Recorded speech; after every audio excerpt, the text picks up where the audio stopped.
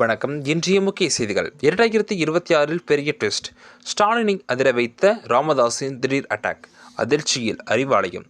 2026 தமிழக சட்டமன்ற தேர்தல் நெருங்கி வரும் சூழலில் திமுக கூட்டணியில் பாமக இணையக்கூடும் என்ற அரசியல் யூகங்களுக்கு மத்தியில் பாமக நிறுவனர் மருத்துவர் ராமதாஸ் திமுக அரசு மீது கடுமையான விமர்சனங்களை முன்வைத்துள்ளார். மாதந்தோறும் மின்கட்டணம் வசூலிக்கும் முறையை அமல்படுத்துவதிலும் ஸ்மார்ட் மீட்டர் பொருத்துவதிலும் தமிழக அரசு மெத்தனம் காட்டுவதாக அவர் தனது அறிக்கையில் சாடியுள்ளார். அமைச்சர்களின் முரண்பட்ட அறிவிப்புகள் மற்றும் தேர்தல் வாக்குறுதிகளை நிறைவேற்றாத போக்கினை அவர் சுட்டிக்காட்டியுள்ளது அரசியல் வட்டாரத்தில் பெரும் சலசலப்பையும் பரபரப்பையும் ஏற்படுத்தியுள்ளது என்பது குறிப்பிடத்தக்கது. திமுகவின் 2021 தேர்தல் அறிக்கையில் கூறப்பட்ட 2 மாதங்களுக்கு ஒருமுறை மின் பயன்பாடு 1000 யூனிட்டிற்கு குறைவாக இருப்பவர்களுக்கு 6000 ரூபாய் பயன் கிடைக்கும் என்ற வாக்குறுதி இதுவரை நிறைவேற்றப்படவில்லை என ராமதாஸ் குற்றம் சாட்டியுள்ளார்.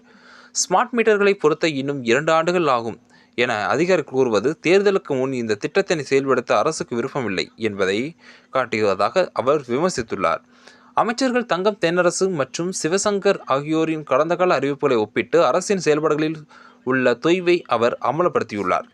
குறிப்பாக 2026 சட்டமன்ற தேர்தல் மே மாதம் போன்ற கோடை காலத்தில் நடைபெற வாய்ப்புள்ள நிலையில் அப்போது பொதுமக்கள் எதிர்கொள்ளும் மின் கட்டண சுமை மக்கள் மத்தியில் கடும் கோபத்தை உருவாக்கும் என்று ராமதாஸ் எச்சரித்துள்ளார்.